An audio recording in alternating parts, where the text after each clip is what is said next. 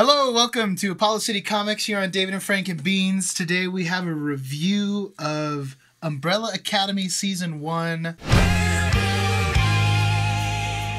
you haven't checked out our podcast yet, we just finished summing up everything that's been released by Umbrella Academy so far.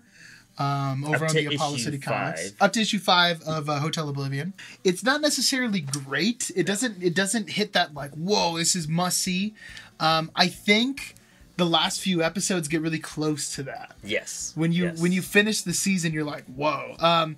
It was very, very enjoyable. I think it's a really fresh take on the superhero dynamic. It's really the indie TV show for the indie comic. It doesn't hit as hard or as big, and the formula is just so different from, say, Arrow, Flash. We have Daredevil, Punisher. There were so many things that worked so well in the show that didn't quite pan out in the comics, and there's also so many things that just did not work in the show that was so much better in the comics. Yeah. It's really take a penny, leave a penny type of thing. I think so. Yeah, that's a good way to put it. Yeah. Who's your favorite character in the comic, and who's your favorite character in the show? Okay, in the comic book, at the end of Apocalypse Suite, I mean, I feel like there was almost no other choice but number 5. Because to me, and my criticism of the comic is that a lot of the characters feel very one-dimensional. Like Diego, you kind of get him, you get Kraken, like, and then that's pretty much it. Space Boy, it's like you don't really even understand. Because he switches like crazy on Volume 2 as well. Seance, we know he's a drug addict, but like we don't really know that much more about him, and he doesn't seem to like act a certain way, which kind of leads me into the TV show. My favorite character is Rumor. Is Seance. The actor brings this like so well lively, like he makes the character really over the top. He makes the pale character full of color. Exactly. You know? Oh, that's a great way to put it. And at the beginning of the series, you know, he's just kind of this wacky one, but he also goes on a very like dramatic and deep storyline. Yeah, he does. His character, his character arc just goes up and down. You get more out of him than literally anyone, I want to say. I think so. But you know what? I would say that the TV show, every main Umbrella Academy member has an arc. Yeah. And definitely. You can't say that about the first series of the Umbrella Academy. Yeah, just like Or Watchmen. even the second one. Just like Watchmen. As much as you must strive for individual greatness, you must also remember there is no individual stronger than the collective. The ties that bind you together make you stronger than you are alone. So let's go through the characters. All right. We talked a little bit about Seance, which I think is interesting. Just off the bat, they don't really use their nicknames in. No, he was never called Seance. Yeah, and Kraken's never called Kraken. No, those two were never brought up. Rumor's called Rumor sometimes. Yeah. Space Boy definitely has a Space Boy name. Number 5. He's always just been number 5. And he only has one. Not name. Even the Boy, because they used to call him the Boy in the comics. And the Horror, Ben is never called the Horror either. Just Ben. I think they're trying to clear up the confusion a little bit, and to be honest, they have 3 names each. And it is confusing in the book. Yeah, you know, when we made the list, we're even like, one is which one's who? Yeah. Yeah. Let's go in order. So number 1, Space Boy. What did you think about Space Boy? You know, when the show was showing the promos and everything, and I was like, are they not going to show the ape body? You know, like that's Space Boy's outfit from the first moment he launched was that ape body, and you know he has the big overcoat, and I think they nailed that to save, I mean, CGI money like crazy, I'm sure, or bodysuit money, you know. Which it didn't seem like a digital effect. It seemed like a costume. Yeah. Maybe with some kind of CGI touch up. I'm not 100% sure, but I do have to say definitely the fur was the fur was real. Yeah. Probably some CGI touch-up. I could definitely see that, but it was a bodysuit. They managed to play it off very well, and I thought it wasn't going to pan over. Yeah, I didn't think so, and I was very kind of, you know, his first appearance I wasn't that satisfied with, but then the next episode starts and you find out his backstory, and I thought that was awesome. Yeah. But speaking for the character itself, I wasn't that sold on Space Boy. The actor doesn't quite sell me as much. He seems like a dumb jock. Yeah, he does. But Space Boy is a dumb jock. And I think there's more to his character in the show than there is in the book so far. Especially, and this is so like on the nose, but he is number 1. Yeah. Like when Hargreaves got these kids, he gave them the numbers. He chose which one would be number one. They were all born at the same time. So they're kind of born with this character dynamic just from their name. Yeah. Which I think is really interesting. And that's something that I didn't catch in the comic book. And I'm sure didn't either. I didn't think about that. it was that same intentional. way. So that's number one. What do you think about number two? Did Diego. not like Diego. His clumsiness, his he wasn't the cool Nightwing tough guy we had in the comic. He was kind of a wimp, and he was a scared little boy with emotional problems. And I could see how that could be a character, but it wasn't the character that we know from the comics and that we expected. You know, it had so much of what could have been, and it could have been so much better. But maybe I guess it was the actor who couldn't hit the mark, or if he just For me, it preferred was the actor. Like, some of his line delivery was so clunky That makes no sense. Well, it would if you were smarter. that totally unnecessary love story going on between him and this cop. Yeah, because I really liked the whole Commissioner Gordon dynamic he had with the one guy, because it was stiff and it was stern, and it was the cop routine, you know, and that's what we wanted, like the tough guy cop, and we just did not get that at all. None of those dynamics, and it's him moping around his ex-girlfriend and crying about everything else, and I don't know, it just was not. He didn't even seem like he could really do that much when he came to action. You get a slightly better idea of his power with the throwing knives and him being able to kind of hit anything. Yeah. But still, I agree with you 100%. He comes off as whiny. And yeah, the actor's delivery is just not, it's not great. Yeah. And especially when you have other actors who are really nailing it. Rumor. Kind of weak. Uh, Strong. She had her moments. Yeah. But there were so many of her weak moments that kind of didn't pull through. I think Rumor is a character that's not written to her full advantage in the first season. Also in Apocalypse Suite, she feels kind of like an afterthought a little bit. Yeah. We know that Rumor's got an incredible power.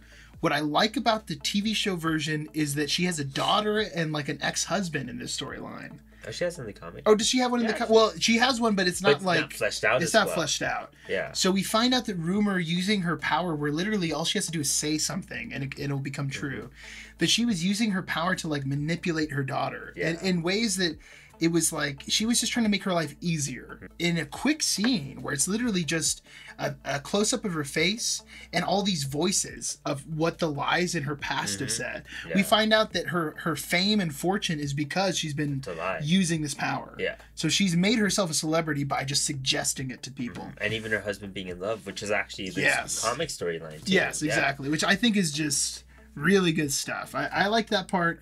I thought a lot of her scenes with Ellen Page where she was just trying to play like, hey, I'm the good sister. I'm just trying to help you out, sis. That stuff I was like, okay. Yeah. Like I could do without this. That, and I mean, I feel like they could utilize her so much more with her power. In the comic, we got direct moments that were like, whoa, she is awesome. She could really do some crazy stuff with that and imaginative. But I mean, here it's like shoot the guy in the foot. I mean, so what? Like show us something cool like we saw.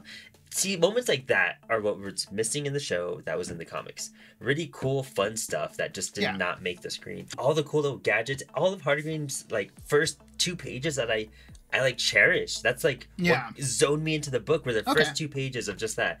The fun, poetic kind of rhyming and that crazy backstory that we get right away. Yeah. Gone. But we do see that Hargreaves is an alien. Is it gone? It might be. Well, you know what I mean? We'll have to see what they bring in. Yeah. As fun as it could have been, you know? I definitely, I can see definitely grounded just like Watchmen. We've already discussed Seance. Yeah. Great. Next is number 5.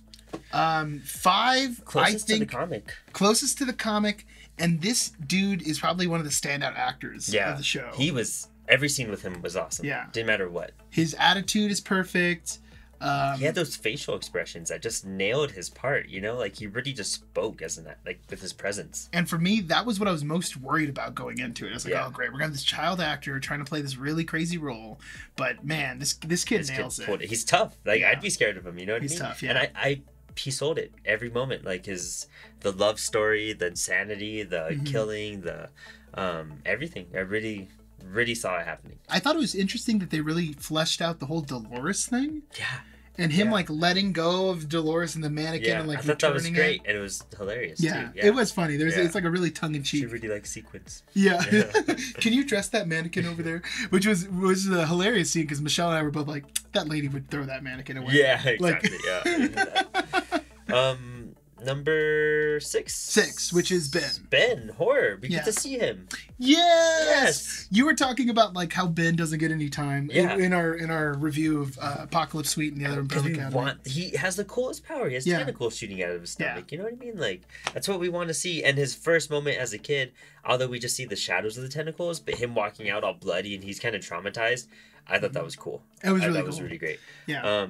But similar to the comic, did not have a point of having Ben there. Ben was like there to kind of guide Klaus and kind of resemble Klaus's power. And then at the end we get to see his power, which is actually Klaus being Seance and Being like summoning his conduit. Yeah, exactly. Which is, it wasn't Ben that was really doing it. It was really a representation of Seance's power.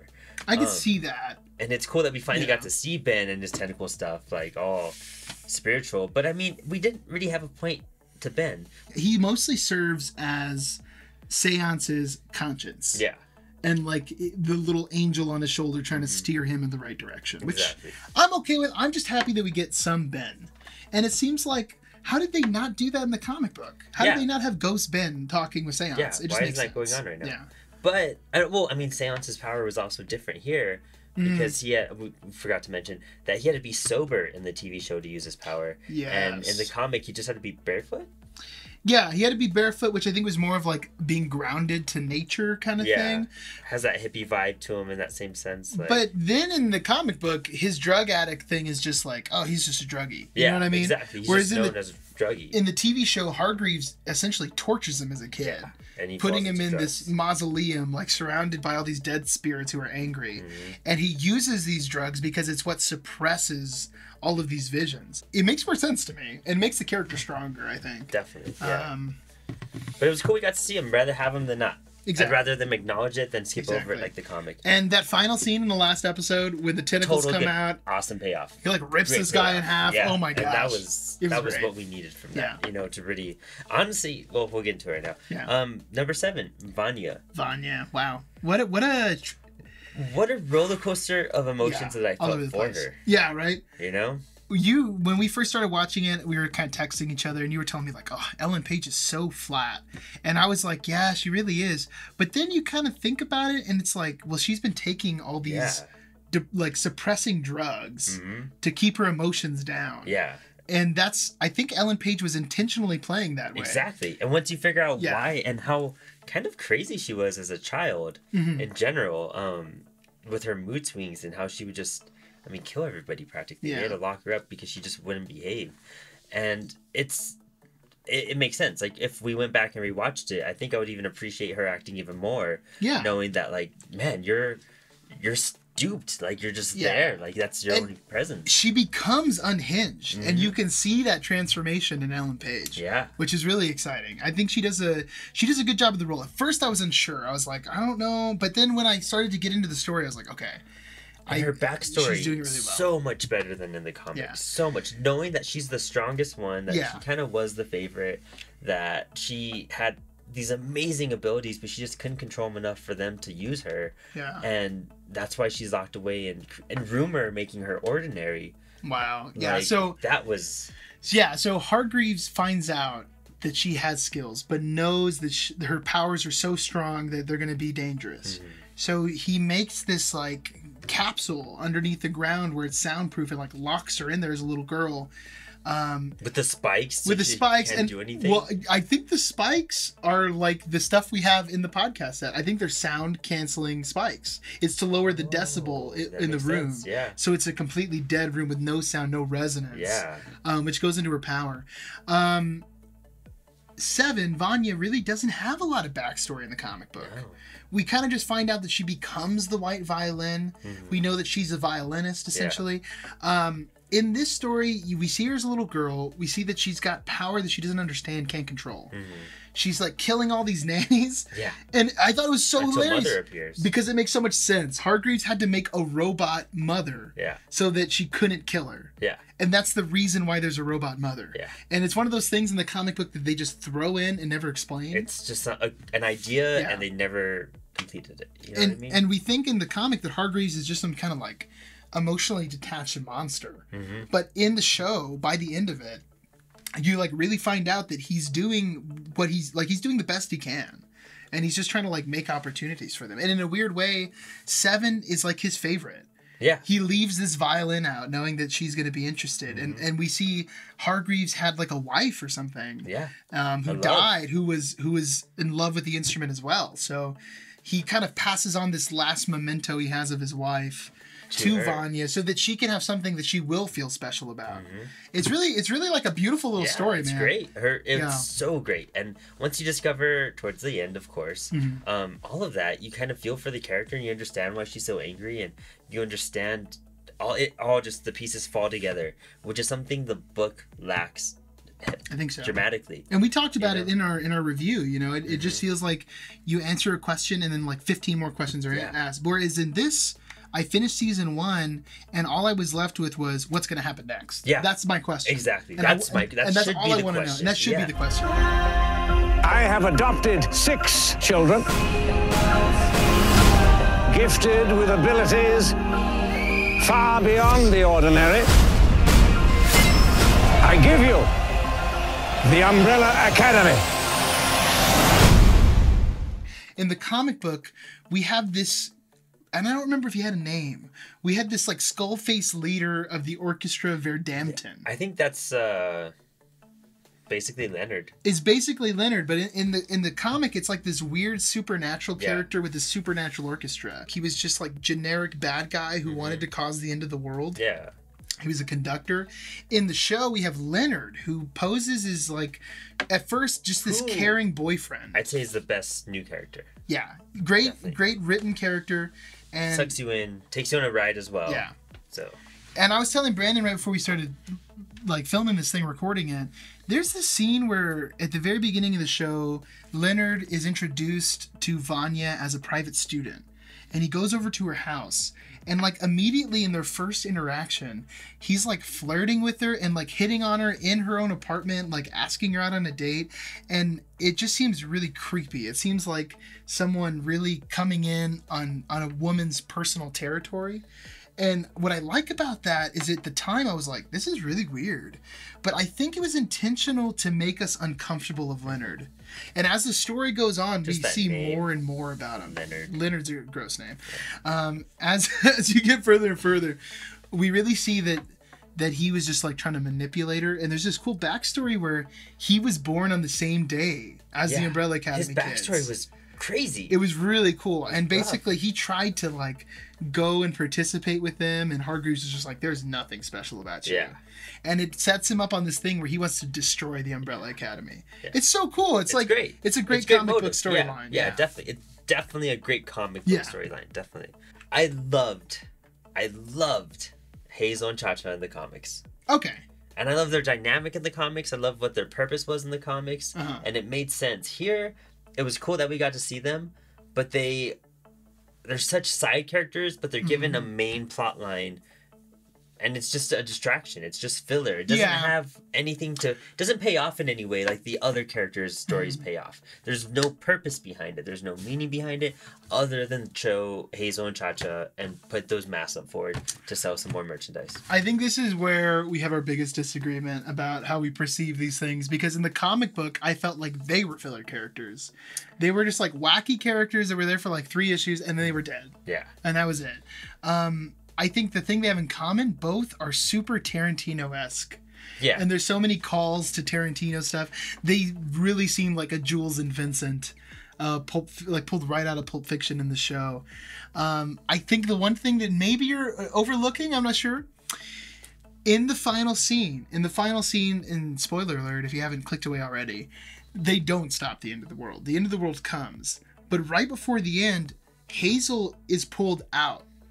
he's teleported away along with his love interest that's introduced.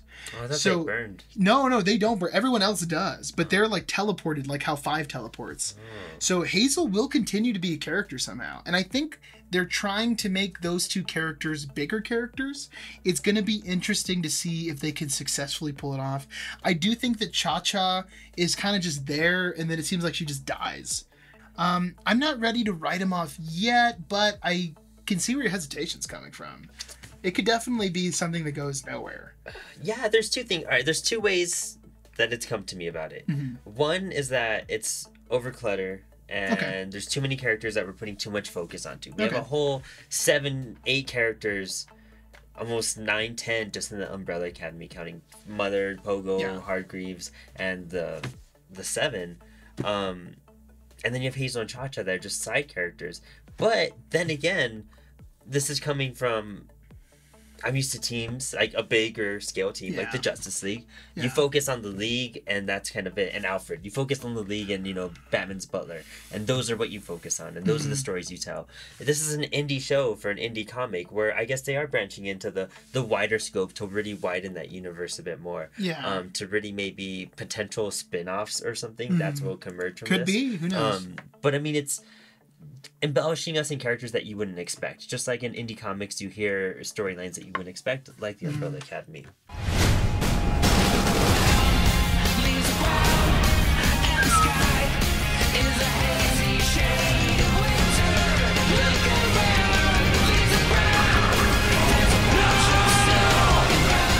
Any final thoughts? I was really hesitant about the show. It took me a while to like it to episode 7 or so. But it pays off so well. It made all 10 hours worth it. It made the whole ride worth it. The show pays off, which is a really hard thing to do if you don't hit it right from the start and it kind of drags. But this show, man, those last 3 episodes really just got me, and they're filled with great stuff. It is a slow burn, but I think when you check the whole thing out, it's totally worth it. It's a good story. It's a good film and characters. It's really good for a mainstream audience to jump onto because of understandings. We think, like I said, we watch comic book movies and we expect that fast-paced panel action, and this one really turns it into a television show, and it really puts it in that medium more so than some of these other comic book adaptations of sorts. Awesome. Hey, well, let us know what you think if you've seen Umbrella Academy. Thanks for watching. Check out more coverage of everything Umbrella Academy on Apollo City Comics. This is David. We have with me Brandon, my co-host. Thank you very much. Have a great one.